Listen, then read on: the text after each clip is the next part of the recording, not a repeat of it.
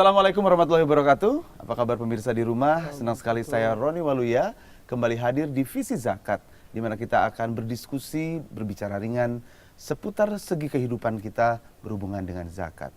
Nah, untuk tema kali ini kita akan mengangkat mengenai Lestari Bahariku, Kaya Negeriku. Wah, memang betul. Kenapa dibilang Lestari Bahariku, Kaya Negeriku?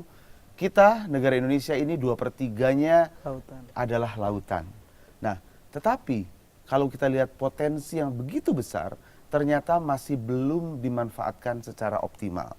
Kita tahu sebetulnya sumber daya alam laut ini selain ikan dan tambangnya, bisa juga untuk transportasi laut, pariwisata kelautan, industri bioteknologi, dan juga jasa kelautan. Kenapa sih ya, kok masih banyak potensi-potensi dari negeri ini yang belum tergali secara optimal? Dan seberapa kaya sih sebenarnya laut Indonesia? Saya sudah menghadirkan seorang tamu yang pastinya hidup di laut, yaitu Denny Manusia Ikan. Ya, beliau ini adalah dari Direktorat Perikanan Tangkap Unit Pelabuhan Perikanan Samudra PPSJ Jakarta. Iya benar ya? Iya. Dari Kementerian Perikanan dan Kelautan, Mas Muhammad Hamim. Iya. Assalamualaikum. Waalaikumsalam Mas Roni. Kayaknya tiap hari makan ikan nih. Ya seperti inilah. Iya. Karena kalau nggak makan ikan nggak sehat. Ini budaya makan ikan juga masih kurang ya di Indonesia kelihatannya. Iya, karena memang saat ini ikan lebih banyak kalah dengan tempe.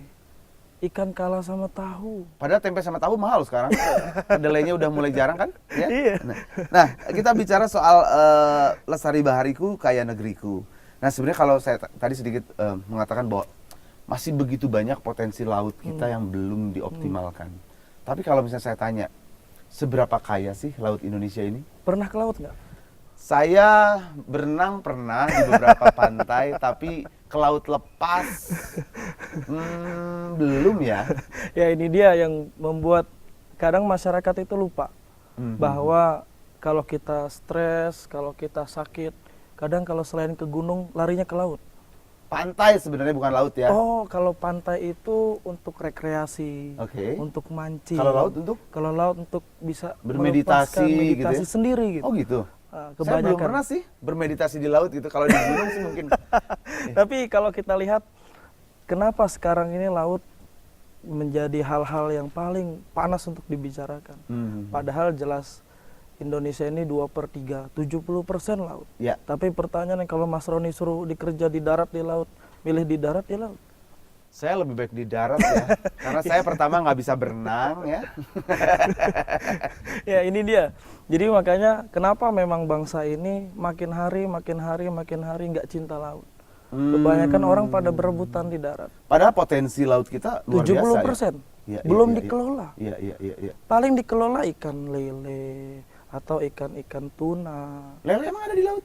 Enggak, di pantai darat, di Oh, air iya. tawar. Maksud saya ikan-ikan hanya yang spesies kecil. Padahal masih banyak ikan-ikan yang lain. Masih banyak kalau kita lihat tambangnya. Masih banyak pariwisatanya. Kalau kita kelola dengan baik, pasti lebih baik daripada kehidupan. Tapi pertanyaannya sederhana, kenapa kok nelayannya miskin? Kenapa? Petani miskin, nelayan miskin. Kayaknya kesian banget gitu. Padahal mereka adalah istilahnya tulang punggung. Iya benar nggak sih? Iya benar. Karena kalau nggak ada mereka kita nggak bisa makan ikan. Iya. Nah, mereka lah orang-orang yang paling terdepan untuk mengelola laut. Kita di Kementerian Kelautan paling mensejahterakan mereka. Karena mereka hidup di laut, besar di laut, lahir di laut, kadang mati pun di laut. Nah, yang jadi permasalahan gimana kita cara mengelola mereka biar lebih baik. Biar mereka lebih sayang. Apalagi sekarang orang-orang Jakarta atau orang-orang yang tinggal di karena kota-kota, saya lihat gini loh, itu Mas Hamim, ternyata ikan-ikan yang kita konsumsi ya, kecuali yang di pasar-pasar mungkin ya, kalau yang udah masuk ke minimarket atau itu katanya masuknya dari luar negeri malah. Oh enggak, kebalik. Ikan-ikan kita kebanyakan dari pelabuhan, kemudian dari pasar lelang, hasil tangkapan. Nah, tapi kebanyakan ikan-ikan kita ya kualitasnya tidak baik. Kualitasnya kualitas B, kualitas C. Kadang kalau kualitas A di luar, dikasih ke Uni Eropa, dikasih ke Jepang. Kualitas yang baiknya, nomor satunya justru dilempar ekspor. Dan itu yang menjadikan bahwa mereka bisa untung. Para pengusaha kebanyakan menguntungkan dengan mengekspor ikan keluar. Nah, kalau untuk pasar-pasar lokal, tuna yang lokal, kemudian ikan-ikan marlin yang lokal, ya sudah dikasih ke Jadi Indonesia. kita dapatnya yang sisa Makanya, hasil ekspor. ini harus dirubah makanya. Pantesan di Bandung banyak factory outlet. Itu kan sisa ekspor Sisa juga, ekspor kan? semua. Kita ya. mah dapat sisa terus ya. Tapi sisa aja menurut kita udah bagus. Iya, Nah, benar. kalau misalnya kita lihat begitu besar potensi ya. Dan tadi dikatakan bahwa Kementerian Kelautan dan Perikanan ini memberikan semacam support untuk para nelayan-nelayan konvensional. Iya. Tapi yang kita tahu bahwa industri besarnya kan dikuasai oleh hanya sedikit orang gitu. Nah, ini dia yang kita inginkan. Kita kan kekurangan para pengusaha yang pengen berkecimpung di laut. Jadi orang-orang yang berkecimpung di laut kadang mereka lupa karena memang tidak banyak menjanjikan. Padahal kalau dikelola dengan baik, kemudian benar-benar di manage dengan baik, pasti dapatnya lebih banyak. Iya, Contohnya, kita ikan kita itu banyak jenisnya. Nggak ada. Iya. Contohnya kalau Saya hafal juga di soalnya. Jepang paling hanya ikan tuna, marlin dan meka. Iya, Tapi kalau di kita ada ikan setan, ada ikan Marlin sama bubuk. salmon beda nggak sih? Oh, beda. Beda lagi ya, Beda tuna, marlin, salmon. Beda lagi. Itu yang mahal ya. Ah. Iya. Jadi saking banyaknya itu, kemudian karena tropisnya itu, kita ini kan 4 musim. Jadi berkeliaran di mana-mana. Iya. Ikan juga tergantung panas dinginnya air kan ya. Itu dia. Kita ini migrasi ikan lewat, tempatnya lebih enak. Suhunya pun 4 musim. Iya. Dan itu yang menyebabkan, tapi sekarang ini kalau yang kita kasihan karena memang faktor cuaca juga tidak memungkinkan. Kalau ditanya mengenai faktor-faktor kesulitan ataupun hal-hal yang menyulitkan, kenapa sih bahari kita ini sulit dikembangkan? Apa sih sebenarnya? Ya sebenarnya ada 3. Sekarang kan kita lihat good government kita, kemudian swasta sama masyarakat sendiri. Artinya political will pemerintah? Semuanya harus sinergi dari pemerintahan pusat, daerah, bahkan sampai tingkat kabupaten kota. Kemudian juga masyarakatnya juga harus sadar bahwa memang kalau nggak di laut kemana lagi. Jangan rebutan di darat udah sedikit, 30% direbutin. Sekarang kita rebutin 70% yang lebih banyak. Kemudian juga dari pengusahanya.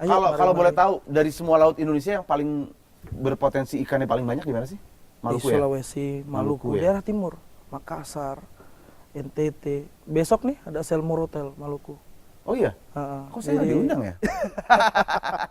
Jadi 2012 ini Nah, Selmur Hotel. satu fenomena yang menarik yang belum saya tanyakan adalah kita tahu 70% laut Indonesia, ya.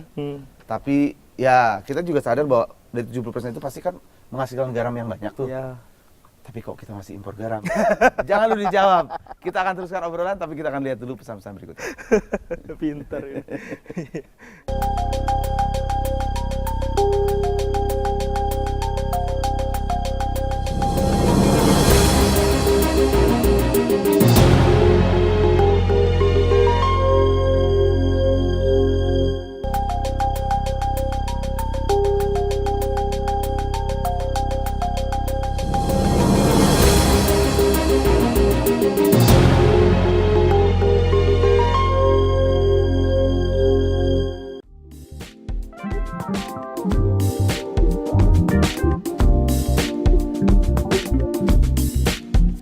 Negara kita, Indonesia, sebagai salah satu negara kepulauan terbesar di dunia, yang 2/3 luasnya merupakan lautan dan memiliki potensi sumber daya bahari yang melimpah.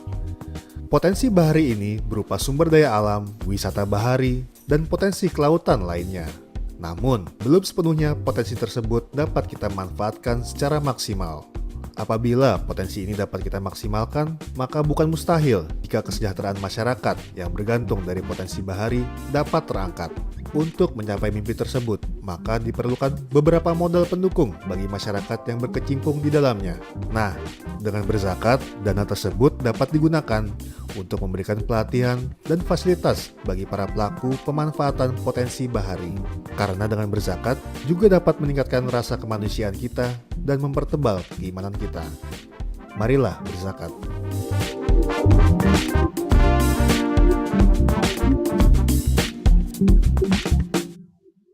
Nah, kalau kita lihat tadi tayangannya ya, bahwa begitu kaya, artinya kalau ini kan kita ikan nggak nanam, ya kan? Artinya tinggal ngambil aja yang sendiri. ada semua gitu kan? Iya. Tapi kok pemanfaatannya masih tetap kurang. Nah, kembali ke masalah tadi, saya bilang, laut 70%. Paling nggak bisa menghasilkan garam yang luar biasa kan? Iya, betul. Terus kenapa kok kita masih mengimpor garam? Ya sebenarnya bukan mengimpor, jadi karena memang stok garam juga memang menipis, kemudian juga memang masih banyak masyarakat di daerah itu yang memang kekurangan garam. Akhirnya kita harus coba Ya menarik dari kenapa? luar. Artinya gini loh, Karena memang pengusaha itu jarang yang mau. pengusahanya yang nggak ada. Nggak ada pengusaha yang mau ngurusin garam. Masa sih? Jadi coba karena memang paceklik, karena memang juga sedikit. Apa yang jadi masalahnya? Artinya garam pun kan artinya Tinggal ambil. Iya, tinggal istilahnya memproses aja air laut kan? Harus ada sinergi memang antara perdagangan, Kementerian Perdagangan dengan kelautan. Jadi jangan Kementerian Perdagangan untuk mengimpor. Coba kita kelola dengan baik. Karena kan segmentasi kelautan ini banyak dikelola kementerian. Iya. Ada Kementerian Perhubungan ngurusin kelautan Nah, juga. ini bicara soal SDM juga ngurusin kelautan. Bicara soal sinergi ya. Ini Mas Ahmad udah datang nih tuh ya.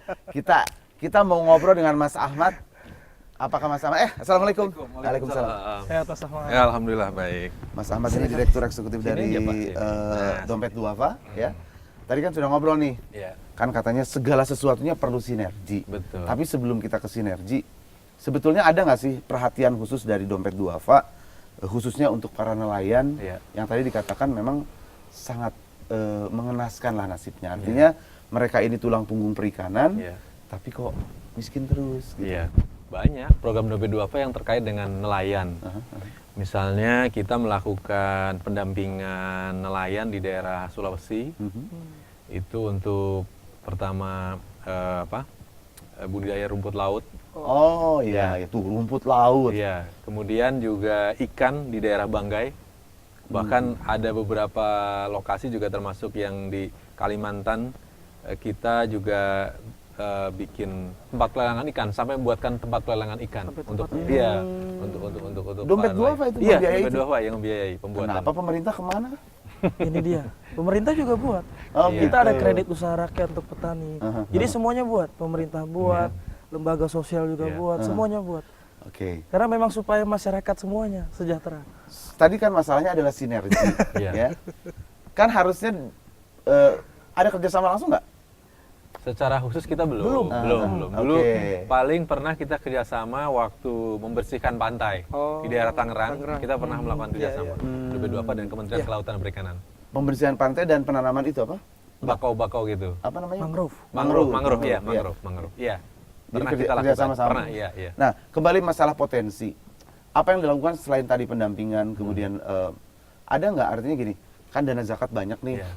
Paling nggak untuk mensejahterakan mereka dulu. Iya. Kalau mereka hidupnya udah sejahtera, mungkin produksi perikanannya juga akan meningkat. Iya, jadi kalau dengan nelayan kita umumnya bantuan itu kita berikan dalam rangka menopang usaha kelautan mereka. Usaha atau kehidupan mereka?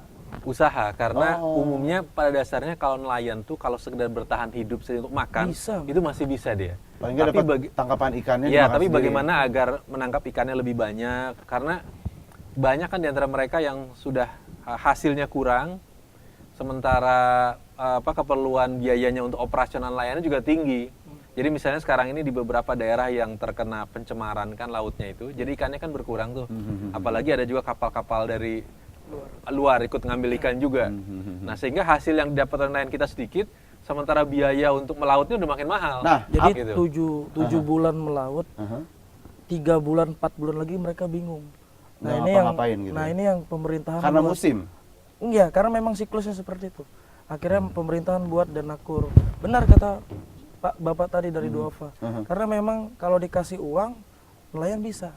Tapi kalau dikasih keterampilan usaha, dikasih Oh, keterampilan pemerintah melakukan itu? melakukan kur 5 juta dalam setiap kelompok usaha. Jadi selain mereka jadi nelayan, 3 bulan yang lainnya mereka berbisnis yang Bisa, lain? harus. Bahkan harus. Kalau enggak seperti itu enggak bisa nutup-tutup. Karena benar kata Bapak tadi, 7 bulan, 3 bulan melaut, itu nggak pulang modal. Nah, dari hasil 7 bulan itu sudah optimal apa belum? Kadang nggak pulang modal, kadang hanya dapat berapa. Dan kadang kan nelayan habis untuk kegiatan di luar. Jadi kegiatan bayar ini, bayar itu. 7 bulan itu kan istrinya ngutang semua.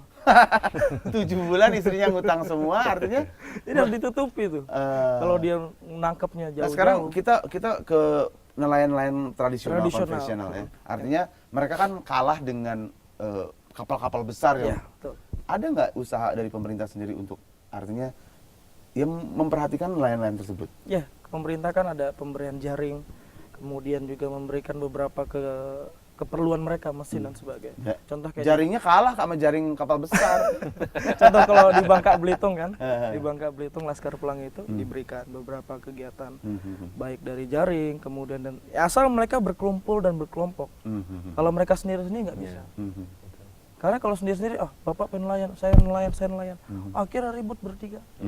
Itulah yang dibuat sinergi kelompok, Baik, 5, 10, berapa. Jadi selama ini sih kegiatan nggak ada masalah ya? Nggak ada masalah. Nah nanti saya ingin tanyakan juga apakah para nelayan ini selain punya potensi tadi, apalagi potensi yang bisa dikembangkan di para nelayan ini. Ya pemirsa, pembicara mengenai Lestari Bahariku, Kaya Negeriku akan kembali sesaat.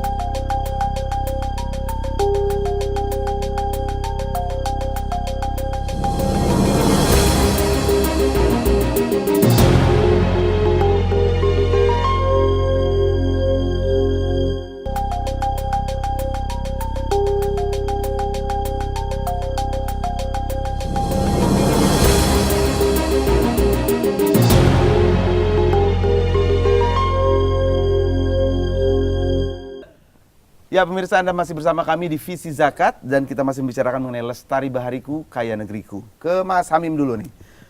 Strategi pembangunan sebetulnya ya. Sebenarnya melihat belum optimal pemaksimalan potensi kelautan kita. Apa sih sebenarnya ke depan? Jadi makanya kita ini menginginkan ke depan semuanya itu sinergi dari semua pemerintahan yang ada. Jadi dari PU juga membantu karena kan ada program-program, ada Mina Politan, Mina Bahari, kemudian juga ada industrialisasi. Jadi semua 3 program yang besar ini saling sinergi. Mina Bahari kerjasama dengan Departemen Pariwisata, Mina Politan kerjasama dengan PU, kemudian dengan departemen yang lain buat membangun pelabuhan-pelabuhan masing-masing. Kemudian yang terakhir industrialisasi, dagangan, kemudian dan sebagainya semua harus. Nah ini yang kami inginkan bahwa pemerintahan saat ini kita juga terus kerjasama dengan teman-teman di kementerian lain. Yuk kita sama-sama bangun. Karena memang harus seperti itu. Kalau tidak seperti itu, pariwisata jalanin sendiri, PU jalanin sendiri nggak bisa. Kalau dilihat dari potensinya, sebenarnya para nelayan itu punya potensi apa lagi sih, Mas? Kami juga ikut membantu ini pembuatan garam ya. Nah kan tuh, garam aja dibantu. Jadi rumput laut. Kalau rumput laut di daerah Sulawesi, garam itu di Nusa Tenggara Timur. Nusa Tenggara Timur. Bukannya Madura dulu? Madura, iya. Tapi kami yang mendampingi di sana. Kemudian tapi juga banyak nelayan-nelayan kita yang hidupnya miskin, sempet dan juga kurang air tawar, sehingga kita harus melakukan proses desalinasi. Wah. Iya, sampai kita juga harus memanfaatkan air laut tapi diubah jadi air tawar. Jadi karena mereka tidak bisa mandi dengan air yang udah kayak di Arab aja ya kan. Iya, memang betul. Kita harus mengembangkan. Sayangnya memang kita juga belum cukup banyak yang kita lakukan. Artinya kalau kita bisa tingkatkan kerjasama dengan pemerintah, termasuk dengan yang mengembangkan teknologi pengubah air asin menjadi air tawar, ini kita bisa tingkatkan lagi manfaat kita. Sebenarnya kalau kita orang awam sih ngeliatnya gini, air laut dirubah menjadi air tawar. Pasti sisanya jadi garam kali ya? Tidak selalu begitu. Jadi ya kalau kita kan konsumen ya, artinya yang memerlukan bahan-bahan tersebut, yang kita lihat potensinya ada, kita mikir kok apa sih pemerintah kerjanya apa gitu. Pasti pertanyaannya kan gitu. Apakah semudah apa yang kita pikirkan untuk urusan garam ini? Enggak, karena memang yang tadi disampaikan Bapak, memang kalau dibantu garam, tapi saat ini memang kita lagi kekurangan, makanya banyak orang yang membantu. Nah itulah kita pengen menarik pengusaha, yuk pengusaha. Nah ini mumpung mungkin pemirsa di rumah juga lagi pada nonton. Ya, jadi pengusaha siapa yang pengen membangkitkan garam lagi, kemudian juga yuk kita sama-sama. Mungkin mereka yang sudah terjun, apa regulasinya yang menyulitkan mereka nggak? Enggak, lebih mudah kok. Kelompok-kelompok tani itu datang ke pemerintahan setempat di daerah, mereka akan banyak dananya. Kemudian juga kalau memang daerah kekurangan, silakan datang ke kami di pusat. Kita akan sama-sama sinergi, yang mana yang bisa kita kelola sama-sama. Artinya pemerintah... Kayak tadi NTT, Madura dan sebagainya, potensi garamnya tinggi. Yuk kita bantu support NTT, agar memang dari NTT bisa membantu teman-teman di daerah lain. Emang semua air laut belum tentu berpotensi jadi garam ya? Belum tentu bisa. Jadi memang ada kualitas-kualitasnya. Iya, Tapi memang iya. kalau kita lihat sederhana berpikir sama kayak meres jeruk kan gitu. Iya. Semuanya bisa jadi minuman, tapi Iya, belum tentu kalau untuk air laut. Siapa Karena tahu- kan ada Siapa tahu air lautnya kotoran nggak yang- asin gitu kan. Mungkin kadar asinnya yang berbeda. Kadar asinnya beda. Iya. Air lautnya lebih banyak yang diperlukan untuk Iya. membuat garam. Tapi Iya. suka garam Indonesia apa garam luar? Saya kebetulan sudah tidak mengkonsumsi garam. Beneran, serius. Kalau di rumah saya tidak mengkonsumsi garam, kecuali kalau makan di restoran gitu kan. Nggak tahu pakai garam atau enggak. Kalau di rumah udah nggak pakai garam. Ya pakai yang asin yang lain lah. Ikan asin misalnya. Oh, sama aja.